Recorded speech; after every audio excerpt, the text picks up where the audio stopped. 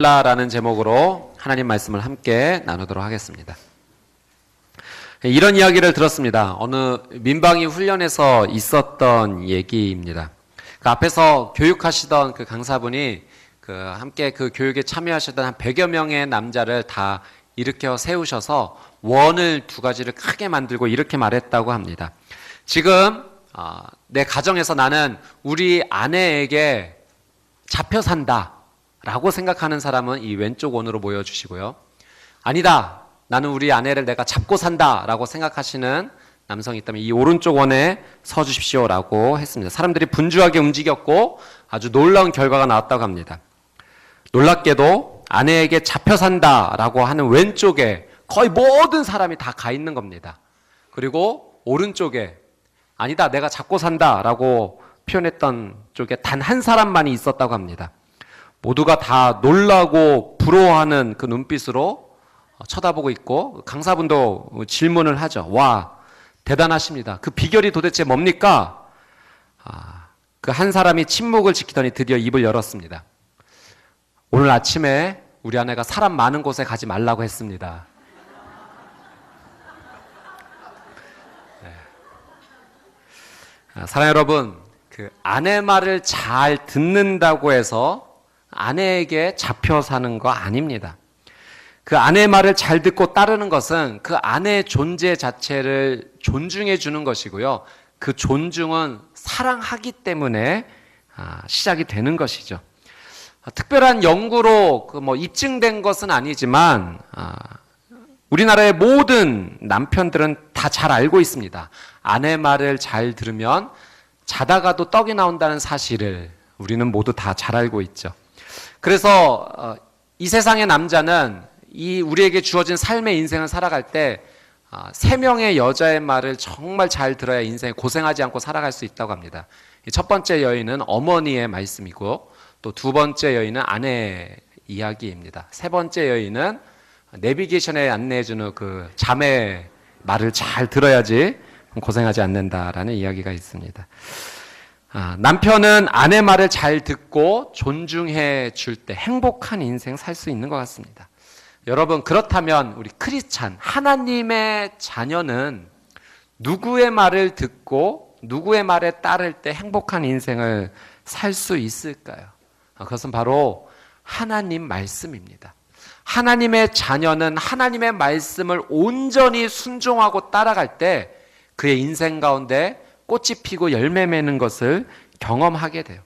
오늘 우리에게 주시는 하나님의 말씀은 기도의 손을 들라라는 말씀입니다. 하나님께서 오늘 우리에게 기도에 대해서 말씀을 해 주시는 거죠.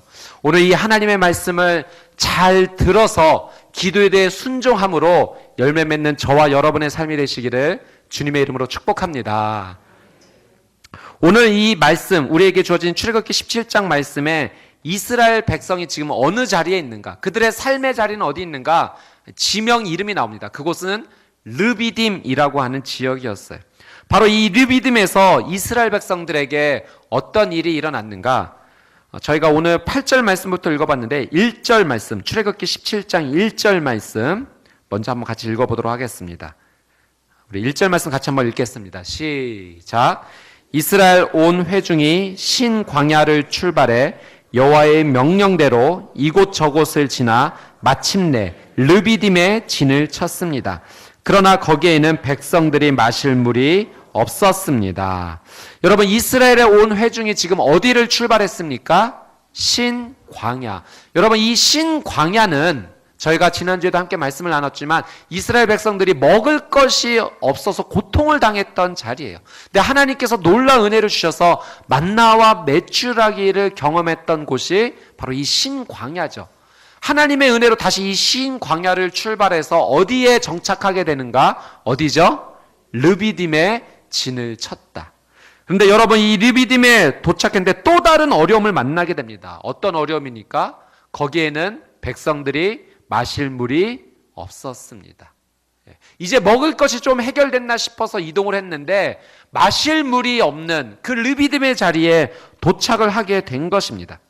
근데 이 17장 1절 이후의 말씀을 읽어보면 하나님이 은혜를 주셔서 모세로 하여금 그 지팡이로 바위를 치게 만드시고 그 바위에서 생수가 터져 나오게 됩니다. 그래서 이 백성들이 이 어려움을 지나게 되는 그런 놀라운 은혜를 경험하게 되죠. 그리고 나서 오늘 말씀이 또다시 이어지는 거예요. 8절 말씀을 한번 보도록 하겠습니다. 자, 같이 8절 말씀 읽어보겠습니다. 시작. 그때 아말렉 사람들이 와서 르비딤에 있는 이스라엘 백성을 공격했습니다. 그 르비딤의 자리에서 아말렉 사람들이 이스라엘 백성을 공격했다는 거예요. 여러분, 뭐 이런 상황을 사자성어로 표현하면 설상가상 아니겠습니까? 첩첩산중이에요. 점입가경이에요. 엎친 데 덮친 격이죠. 이제 어려움 하나 해결하나 싶었더니 더 큰 문제가 이스라엘 백성들에게 생긴 것입니다. 마실 물이 없어서 겨울 해결됐는데 생각지도 않았던 아말렉 족속이 공격해온 거죠. 이 신명기 25장 말씀에 보면 이 아말렉이 이스라엘 백성을 어떻게 공격했는지 모세는 이렇게 기록을 합니다. 신명기 25장 17절 18절 한번 같이 읽어보겠습니다. 시작. 내가 이집트를 나올 때 아말렉 사람들이 내게 어떻게 했는지 기억해 보아라. 내가 지쳐 피곤했을 때 그들이 길 가다가 너희를 만나서 뒤처져 있는 자들을 치지 않았느냐? 그들은 하나님을 두려워하지 않았다. 아말렉 사람들이 이스라엘 백성을 공격을 했는데 피곤한 이스라엘 백성들의 그 행진의 그 끝에 있는 뒤처져 있는 연약한 자들을 이 아말렉 족속이 공격했다라는 겁니다. 원래 이 아말렉 족속은 에서의 후손인 거예요. 그러니까 이스라엘 백성과 전혀 관계가 없는 그런 사람이 아니라 아주 어떻게 보면 가까운 친척의 후예인 거죠. 정말 가까운 관계였는데 그들이 이스라엘 백성들을 힘들게 했다는 거예요. 어렵게 했다는 거예요. 공격했다라고 하는 것입니다. 뒤처져 있는 연약한 사람들을 잔인하게 어렵게 한 것입니다. 여러분, 이 이스라엘 백성이 처한 상황, 르비딤에 있었던 이런 일련의 일들을 한번 생각해보고 우리의 삶 가운데 한번 가져와 보십시오. 지금 우리가 살고 있는 삶의 모습과도 또 어떤 면에서는 비슷하지 않습니까? 예상치 못했던 어려움의 연속인 거예요. 이제 한 가지 어려움을 해결해서 이제 한숨 돌리나 싶었는데 생각지도 못했던 큰 문제가 마치 파도가 우리를 덮치듯이 덮쳐오는 것입니다. 이런 삶의 어려운 자리에서 하나님은 우리가 어떻게 믿음의 삶을 살기를 원하실까요? 어려움이 끊이지 않고 계속해서 밀려오는 이런 상황 속에서 문제 연속 앞에서 믿음으로 승리한다는 것은 도대체 무엇일까요? 우리는 이 말씀 앞에 질문을 하게 됩니다. 오늘 본문의 전체 내용은 이런 내용이에요. 이 아말렉의 공격 앞에서 모세는 산으로 올라갑니다. 그리고 그 산에서 모세가 지팡이를 들고 손을 들고 기도하면 이스라엘이 이기고 손을 내리면 아말렉 족속이 이기는 것이었습니다.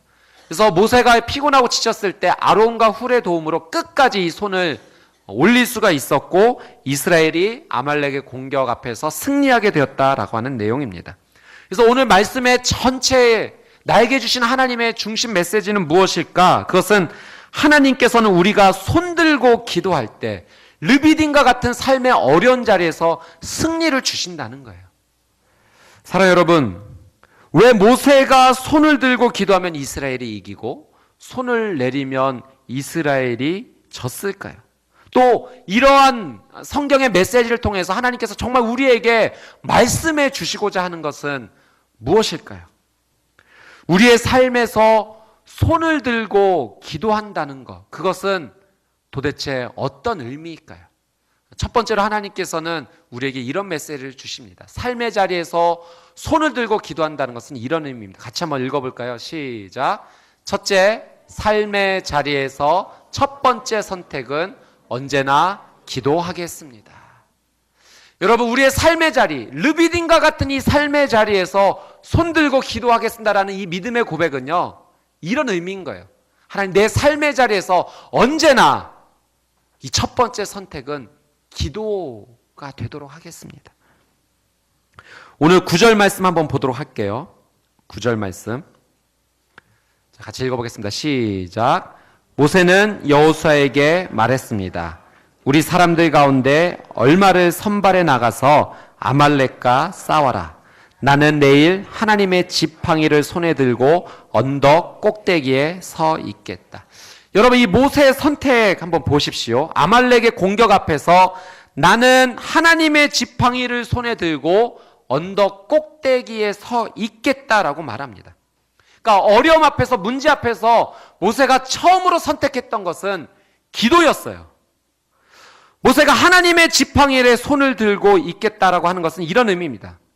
내 자신이 이 문제를 해결하는 주체가 아니라 이 문제를 해결해 주시는 주체는 바로 하나님이십니다라는 고백이었던 거죠.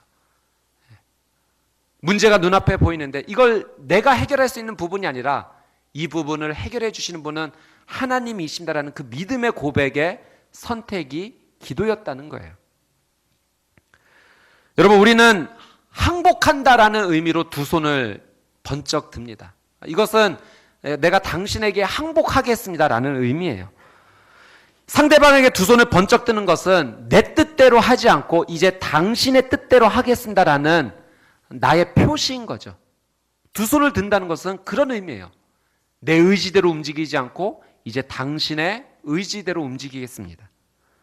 하나님 앞에서 모세가 두 손을 번쩍 든 것은 이것은 내가 해결할 수 있는 부분이 아니라 하나님께서 하실 수 있는 부분이기 때문에 하나님의 뜻에 따라 순종하겠습니다 라는 그런 믿음의 고백의 표현이었던 거예요. 영어로 표현하면 하나님 앞에서는 I am nothing, 하나님 저는 아무것도 아닙니다. You are everything, 하나님이 내 모든 것이 되어 주십니다. 그런 의미였던 거예요.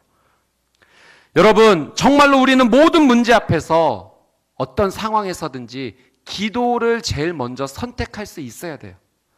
모세가 전쟁을 하는 동안, 그 아말렉과의 전쟁이 시작되는 동안 이 두 손을 내리지 않았다는 것은, 하나님의 지팡이를 들고 이 두 손을 내리지 않았다는 것은 하나님 앞에서 기도하는 것을 포기하지 않겠다라고 하는 그의 믿음의 의지였습니다. 기도를 선택할 뿐만 아니라 이 기도를 중간에 멈추지 않고 계속해서 하나님 앞에 함께 나가겠다라는 그의 믿음의 의지였던 거죠. 모세는 기도를 포기하지 않겠다고, 어떻게 두 손을 끝까지 내리지 않겠다고 이런 의지를 그는 표현할 수 있었을까? 여러분, 주목할 것은 그의 지금 손에 하나님의 지팡이가 들려 있다라고 하는 사실입니다. 모세는 이 자신의 지팡이를 이야기할 때 이건 내 지팡이다, 내가 내 지팡이를 들고 서 있겠다라고 이야기한 것이 아니라 내가 하나님의 지팡이를 손에 들고 서 있겠다라고 이야기한 것입니다. 여러분, 이 지팡이는 원래 어디에서 나온 거예요? 모세가 미디안 광야에서 양을 칠 때 그가 사용했던 지팡이에요. 그러니까 어디에서든지 흔히 구할 수 있고 쉽게 사용할 수 있는 지팡이였던 거예요. 근데 하나님께서 이 모세를 부르시고 나서 이 지팡이를 통해 어떤 일을 행하셨냐 하면 하나님께서 그 지팡이를 사용하셔서 하나님의 놀라운 역사를 보여주셨다는 거죠. 이집트에서 10가지 재앙이 일어날 때 하나님께서 이 지팡이를 사용해 주셨어요. 그리고 홍해가 가로막혀 있을 때 이 지팡이를 앞에 뻗었을 때 하나님 그 홍해를 갈라주셨어요. 오늘 이 말씀 전에 르비딤에서 물이 없을 때도 지팡이를 들고 바위를 쳤을 때 그 바위에서 생수가 터져 나오는 놀라운 기적을 모세는 경험했던 거예요. 모세의 이 고백, 이 지팡이는 내 지팡이가 아니라 하나님의 지팡이다 라고 고백할 수 있던 것은 그 이전에 이미 모세가 하나님으로부터 기도에 대한 응답의 맛을 보았던 거예요. 그러니까 이 아말렉과의 전쟁의 현장 앞에서 기도를 포기하지 않겠다라고 그가 의지적으로 말할 수 있었던 것은 하나님만이 이 문제를 해결해 주실 수 있다라는, 그래서 나는 이 기도를 끝까지 포기하지 않겠다는, 이미 경험했던, 응답해 주셨던 하나님의 놀라운 은혜가 있기에 나는 포기하지 않겠다라는 그의 믿음의 표시였던 것입니다. 사랑하는 여러분, 기도의 응답, 기도의 맛을 볼 수 있어야 돼요. 그러면 절대 이 기도를 우리는 포기하지 않게 됩니다. 기도에 대한 응답을 우리가 경험하게 되면 어떤 상황에서도 하나님께서 이 문제 어려움을 해결해 주시고 이기게 해 주실 것이다라는 그 믿음을 우리는 끝까지 지킬 수가 있는 것입니다. 그래서 기도의 맛을 본 사람의 언제나 첫 번째 선택은 기도가 되는 것이죠. 여러분, 삶의 자리에서 어려움이 지금 내게 찾아왔다면 여러분, 기도를 선택하십시오. 내 방법대로 문제를 하기 전에 기도를 선택하는 거예요. 그리고 기도 선택하셨다면 절대 중간에 포기하지 마세요. 끝까지 여러분의 두 손이 내려오지 않게 되기를 주님의 이름으로 축복합니다. 하나님 앞에 두 손을 들고, 하나님, I am nothing. 저는 아무것도 아니고 하나님이 내 모든 것 되십니다. You are everything 이라고 고백하는 것을 멈추지 않고 나간다면 그 기도를 선택한 상황 가운데 하나님께서 은혜의 길을 우리의 삶 가운데 열어주실 줄 믿습니다. 우리의 삶에서 손을 들고 기도한다는 것은 어떤 의미일까? 두 번째는 이런 의미입니다. 두 번째 같이 한번 읽어보도록 하겠습니다. 시작. 삶의 자리에서 하나님의 방법인 기도의 연합을 하겠습니다. 하나님 앞에서 두 손을 들겠다. 내 삶의 자리에서 두 손을 들겠다라는 이 믿음의 의지는요, 내가 하나님 앞에서 하나님의 방법인 기도의 연합을 하겠습니다. 이 믿음의 고백이 어떤 의미일까요? 우리 12절, 13절 같이 한번 읽어볼게요. 같이 읽어보겠습니다. 시작. 그러다가 모세의 손이 피곤해지자 아론과 훌은 돌을 가져다가 모세 아래에 두고 그를 앉게 했습니다. 그러고는 아론과 훌 가운데 한 사람은 이쪽에서 한 사람은 저쪽에서 모세의 손을 들어주어 해질 때까지 그의 손이 그대로 있도록 했습니다. 이렇게 해서 여호수아는 아말렉과 그 백성들을 칼로 무찌를 넣습니다. 아멘. 이 모세의 기도의 자리에 여러분 기도의 연합이 있었어요. 첫 번째로는 여호수아입니다. 여호수아는 전쟁터의 가장 앞자리에서 싸웠죠. 또 두 번째는 모세입니다. 모세는 이스라엘 백성이 승리하도록 산의 꼭대기에서 중보기도 했습니다. 그리고 세 번째는 아론과 훌입니다. 아론과 훌은 모세의 팔이 피곤하여 내려오지 않도록 해가 질 때까지 모세의 팔을 붙잡아주는 역할을 했어요. 기도의 동역이 되어 주었고 또 위로자가 되어 준 것입니다. 이 세 명의 모습을 통해 우리는 기도의 모습에 세 가지 역할이 있는 것을 알게 됩니다. 여호수아와 같이 삶의 현장에서 하나님의 말씀에 순종하여 앞장서는 것, 여러분 이것도 기도의 모습이라는 거예요. 또 모세와 같이 중보자의 자리에 앉아서 기도하는 것, 이것이 기도의 모습입니다. 또 아론과 훌과 같이 기도하는 자의 동역자가 되어주고 위로자가 되어주는 것, 이것이 기도의 모습인 것입니다.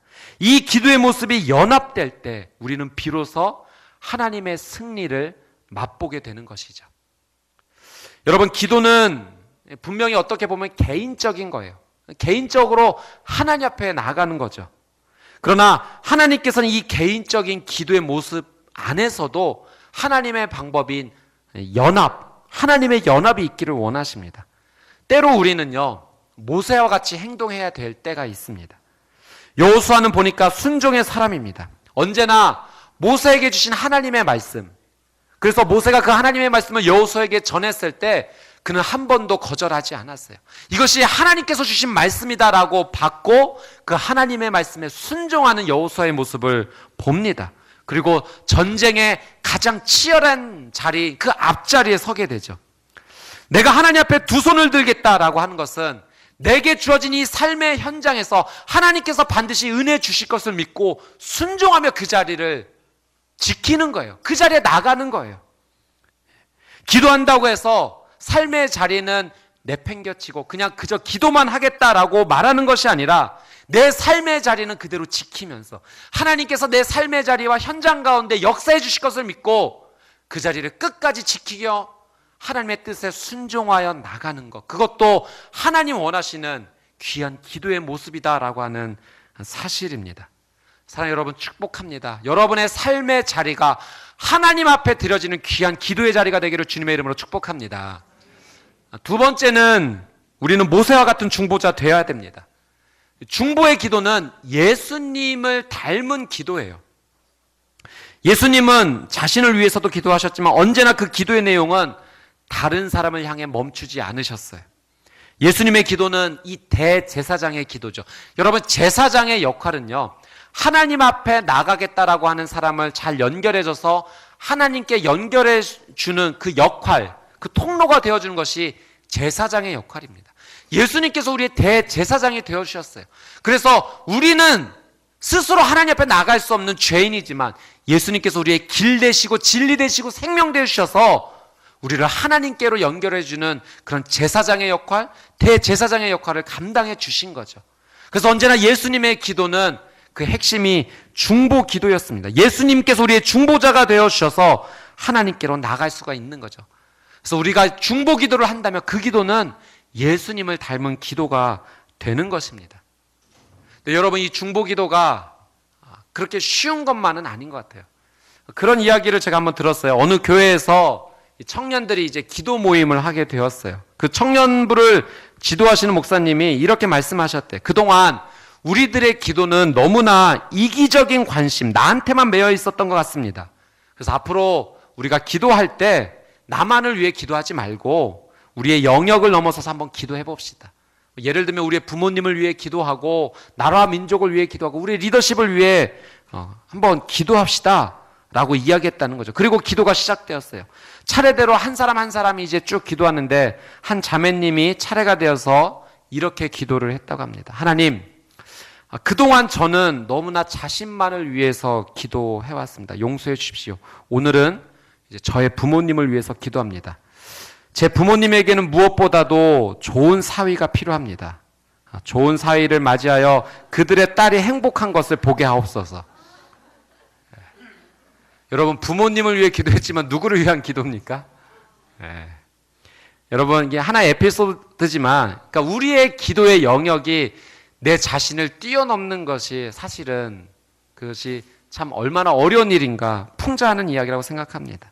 그러나 분명한 것은 우리의 중보 기도에는 능력이 있다는 거예요. 하나님께서는 우리가 중보 기도의 연합을 통해서 서로가 회복되고 일어서기를 원하십니다. 여러분, 야고보서에 보면 병든 자를 위해서 함께 기도하라고 말씀하셨어요. 의인의 기도는 의인의 간구는 역사하는 힘이 크다라고 분명히 기록하고 있죠. 서로가 서로를 위해서 기도하기 시작할 때 마치 내일인 것처럼 함께 긍휼의 마음을 가지고 기도할 때 하나님께서는 그 기도를 통하여 역사해 주신다라고 약속하신 것입니다. 여러분, 아브라함이 중보 기도했어요. 소돔과 고모라가 멸망되지 않도록 하나님, 의인 50명이 있으면 구해 주시겠습니까? 45명은요? 40명은요? 그래서 10명까지 내려가지 않습니까? 그렇게 중보 기도했기 때문에 사실 소돔과 고모라의 심판이 지연됐던 거예요. 여러분, 중보 기도의 역사는 놀라운 능력이 있는 거예요. 사실 모세도 지금 중보 기도하지만 그가 이스라엘 백성을 이끌고 가는 가운데 이스라엘 백성들이 너무나 정말 하나님 앞에 돌이킬 수 없는 죄를 지었을 때 하나님, 이 백성을 다시 심판하시고 내가 너로 하여금 다시 시작하겠다 말씀하셨을 때 모세가 중보 기도했어요. 하나님, 그러지 하지 마십시오. 이 백성 다시 한번 기회 주십시오. 모세의 중보 기도로 하나님께서 그 백성을 다시 시작하게 하시는 은혜 주시지 않습니까? 중보 기도는요, 우리 모두가 사는 길이에요. 그래서 우리의 부모는 우리의 자녀를 위해서 기도해야 돼요. 부모님만 자녀를 위해 기도하는 게 아니라 자녀도 부모님을 위해서 기도해야 되는 거예요. 그래야 서로가 함께 일어서고 회복되는 것입니다. 우리의 순장님은 순원을 위해서 기도하셔야 돼요. 또 우리의 순원들은 순장님을 위해서 기도해 주셔야 되고요. 교역자는 성도님을 위해서 기도해야 되고 성도님들도 교역자를 위해서 기도해 주셔야 돼요. 이런 중보의 기도가 함께 어우러질 때 우리 모두가 하나님의 능력 안에서 살아나고 회복이 되는 것입니다. 우리의 평택 온누리교회가 서로를 향한 중보 기도가 계속하여 흘러넘쳐서 함께 일어서고 회복되는 사랑의 공동체가 되기를 주님의 이름으로 축복합니다. 아멘. 우리 옆에 분에게 우리 한번 이렇게 믿음으로 선포합시다. 내가 당신을 위한 중보 기도자가 되겠습니다. 네. 손도 한번 붙잡아 주시고, 내 생명을 살려주는 사람이 옆에 있는 거예요. 또 내가 생명을 살려야 될 영혼이 내 옆에 있는 것이죠. 여러분, 세 번째로 우리는 아론과 훌과 같은 기도의 동역자 또 위로자 되어야 됩니다. 여러분, 기도는 육체적인 노동이에요. 정말 기도할 때 우리의 육신이 피곤해지죠. 모세가 두 손 들고 기도할 때 그의 손이 피곤해져서 이 손이 내려올 수밖에 없었습니다. 그때 모세의 손이 내려오지 않도록 도와주었던 사람이 아론과 훌이죠. 한 사람이 모세의 오른쪽을, 한 사람이 모세의 왼쪽을 잡아주어서 해질 때까지 이 모세의 손이 내려오지 않도록 도와주었습니다. 사탄은 어떻게 하든지 우리의 기도의 손이 내려오도록 하려고 노력합니다. 우리가 육신이 피곤해져서 손이 내려올 때 더 이상 그 손을 올리지 않도록, 더 이상 기도의 손이 올라가지 않도록 방해를 하죠. 이 기도의 피곤을 이기게 하는 힘이 무엇인가? 그것이 동역이라는 거예요. 그것이 위로라는 겁니다. 격려라는 거예요. 기도의 위로와 기도의 격려가 우리가 기도하는데 얼마나 큰 힘이 되는지 모릅니다. 내가 당신의 그 기도 제목을 위해서 함께 기도할게요. 당신의 그 기도 제목 위에 하나님께서 은혜 주시기를 위해 나도 함께 마음을 하겠습니다. 이런 기도의 동역자의 소리가 들려올 때 여러분, 나는 낙심하지 않고 절망하지 않고 내 기도를 포기하지 않고 하나님 앞에 나가게 됩니다. 작은 불꽃 자체는 그 자체가 큰 위력은 없지만 이런 작은 불꽃들이 하나둘 모여서 큰 불을 이루게 되면 엄청난 위력을 발휘하는 것 아니겠습니까? 마찬가지예요. 기도의 작은 불꽃들이 따로 떨어져 있으면 그 작은 불꽃의 빛을 낼 수밖에 없지만 불이 모여지면 놀라운 영향력의 위대한 기도의 능력을 보일 수 있다라고 하는 사실입니다. 모세의 기도의 손을 들어주기 위해서 아론과 훌도 어떻게 했을까요? 자신의 손을 들은 거예요. 여러분, 모세만 손을 든 것이 아니라 이 기도의 동역자들도 함께 손을 든 거예요. 내가 기도의 동역자, 위로자가 되겠다라는 것은 함께 하나님 앞에 손을 들고 나오는 것입니다. 이 격려와 동역과 위로가 얼마나 큰 힘이 있는가. 링컨의 예화 가운데 이런 예화가 있더라고요. 링컨이 암살 당하던 날 그의 호주머니에서 발견된 유품이 박물관에 전시가 되었다고 합니다. 링컨의 이름이 수놓인 손수건 한 장, 그리고 시골 소녀가 보내준 주머니 칼, 그리고 링컨 대통령을 칭찬하는 기사가 적힌 낡은 신문 한 조각이었다고 합니다. 신문에 이런 글귀가 쓰여 있었던 거죠. 에이브러함 링컨은 역대 정치인들 중에서 최고의 정치인이라 할 수 있다. 여러분, 링컨같이 정말 훌륭한 이 지도자도요, 자신을 격려하고 위로하는 그 낡은 신문 조각 하나를 늘 가지고 다녔던 거예요. 그래서 자신이 정말 힘들고 어려울 때마다 그걸 꺼내서 읽었던 거예요. 위로와 격려를 받았던 링컨의 모습을 한번 생각해 보십시오. 그런 신문 작은 조각 하나도 한 사람을 회복시키실 수 있고 또 힘을 줄 수 있다면, 여러분, 진짜로 내 옆에 누군가가 동역해주고 격려해주고 위로해 줄 수 있다면 그것이 얼마나 큰 힘이 되겠습니까? 여러분, 누군가에게 기도의 동역자가 되어준다는 것, 그것은 하나님께서 우리에게 허락해 주신 놀라운 기도의 신비인 것입니다. 우리 옆에 분 한번 이렇게 손을 잡고 한번 인사해 보도록 하겠습니다. 힘내세요. 제가 당신을 위해서 다시 기도하겠습니다. 네. 여러분, 이 고백이 변치 않게 되기를 주님의 이름으로 축복합니다. 네. 기도의 동역자, 위로자가 되는 거예요. 자, 우리의 삶에서 손을 들고 기도한다는 것은 어떤 의미일까? 세 번째, 같이 한번 읽어보겠습니다. 시작. 삶의 자리에서 자녀에게 기도를 가르치겠습니다. 하나님 앞에 내 두 손을 들고 기도하겠다라는 것은요, 사랑하는 내 가족에게 기도의 삶을 가르치겠다라는 믿음의 표현입니다. 여호수아가 전쟁의 현장에서 앞장섰고, 모세는 중보기도했고, 아론과 훌이 모세의 기도를 돕는 연합이 일어났을 때 이스라엘이 아말렉을 이기게 되었고요. 이긴 후에 하나님께서 모세에게 주신 말씀이 있어요. 우리 14절 말씀입니다. 같이 한번 읽어보겠습니다. 시작. 그때 여호와께서 모세에게 말씀하셨습니다. 이것을 책에 써서 기념이 되게 하고 여호수아로 하여금 듣게 하여라. 내가 하늘 아래에서 아말렉에 대한 기억을 모조리 없애버릴 것이다. 여러분, 이 14절 말씀 이 부분 한번 좀 보세요. 이것을 어디에 써서 기념이 되게 하고 책에 써서 기념이 되게 하고 누구로 하여금 듣게 하여라? 여호수아로 하여금 듣게 하여라. 여러분, 하나님께서는요, 이 르비딤 사건이 영원히 기억되기를 원하셨어요. 그냥 한번 지나갔던 어떤 추억 정도로 여겨지기를 원치 않으셨던 거예요. 아버지가 자녀에게 예전에 이런 일이 있었어, 그런 추억 정도로만 지나가기를 원하지 않으셨고, 이것이 책에 기록이 되어져서 그 자손 후손 대대가 계속해서 이 사건을 기억하기를 하나님은 원하셨다라고 하는 사실입니다.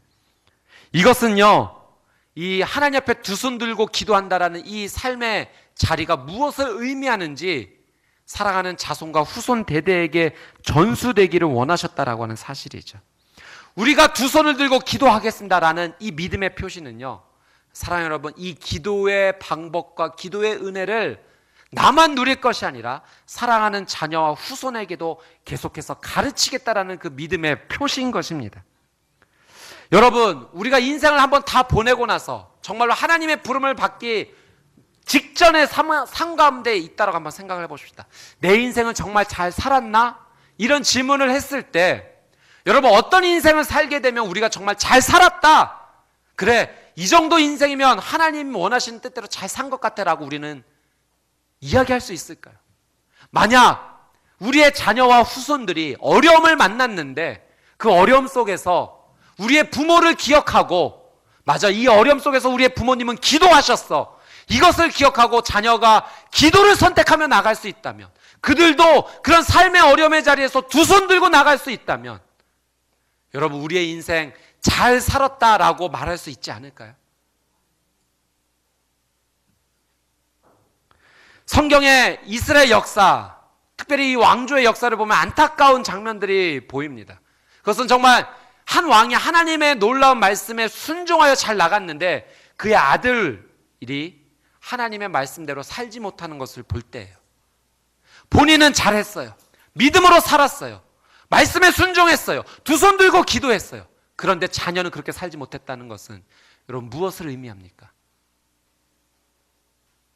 신앙생활을 잘한다는 것은 나만 잘 사는 것이 아니라 그 신앙이 전수돼야 되는 거예요.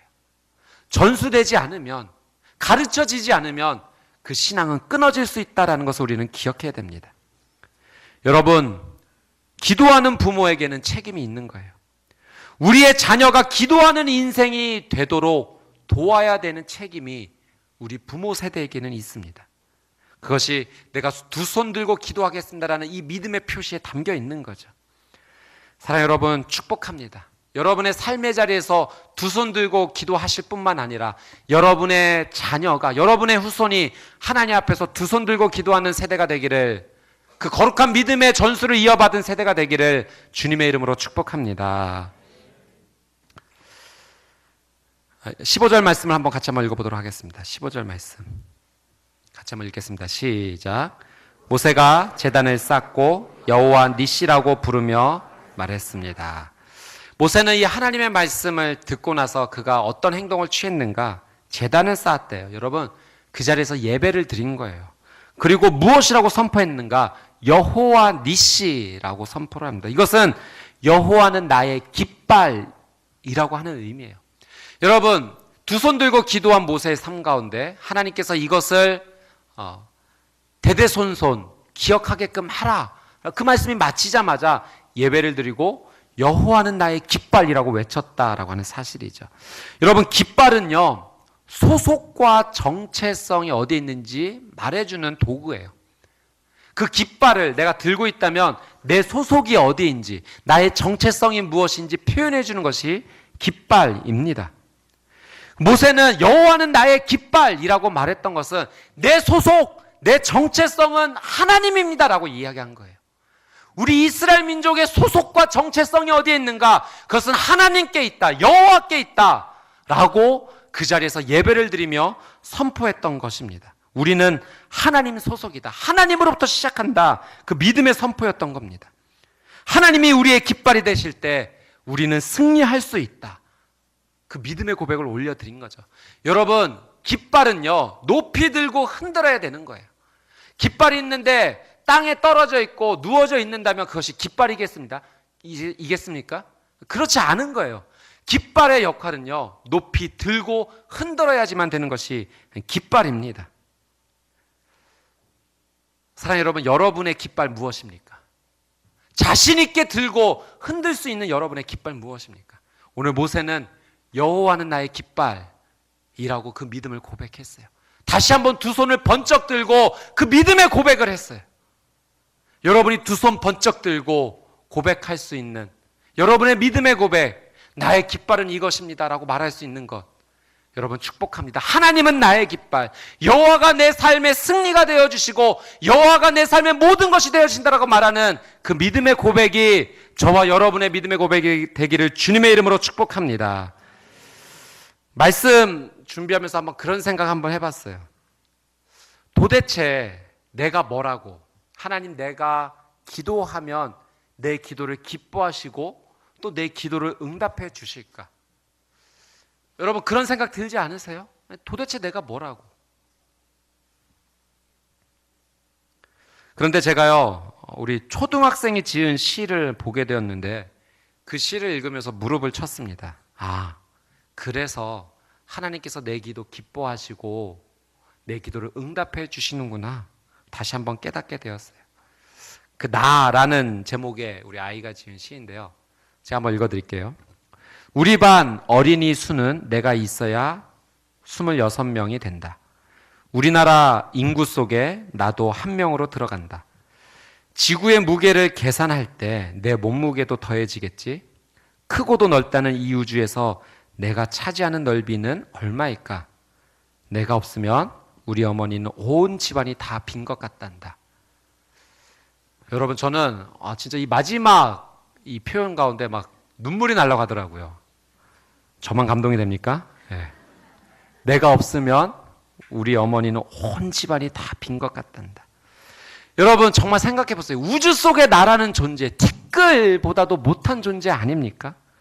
그런데 지금 이 학생의 표현은요, 어머니에게 있어서 나는 우주보다 큰 존재라는 거예요. 왜냐하면 어머니에게는요, 내가 없으면 어머니에게는 우주조차 의미가 없다라고 하는 그런 의미인 거죠. 여러분 하나님께서 왜 내 기도를 들어주실까요? 그것은요, 하나님이 우주에 비하면 티끌의 먼지보다도 작은 나를 이 우주보다도 크게 여기시기 때문에 그런 줄 믿습니다. 이 우주와 나를 어떤 것을 선택하겠는가? 하나님은 생각지도 않고 나를 선택하신다는 거예요. 온 세상을 갖다 준다 하더라도 나를 포기할 수 없다는 것이 바로 이 하나님 마음이에요. 내가 없으면 우리 하나님 그렇게 말씀하셔요. 온 우주가 다 빈 것 같구나. 의미 없다는 거예요. 사랑하는 여러분, 우린 그런 존재예요. 그래서 하나님이신 그분이 인간의 몸을 입고 성육신 하셔서 이 땅에 오신 거예요. 내 죄를 위해 십자가에서 돌아가실 만큼 우리는 그런 귀한 존재다라고 하나님 말씀해 주고 계세요. 그래서 내가 두 손 들고 기도하면 하나님 내 그 두 손을 붙잡아 주시는 거예요. 여호와 하나님을 깃발로 흔들고 기도하는 이 두 손을 하나님 귀하다고 말씀해 주십니다.